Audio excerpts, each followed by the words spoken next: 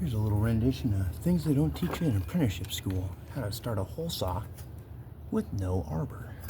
4-inch piece of wood. We're going to start in reverse.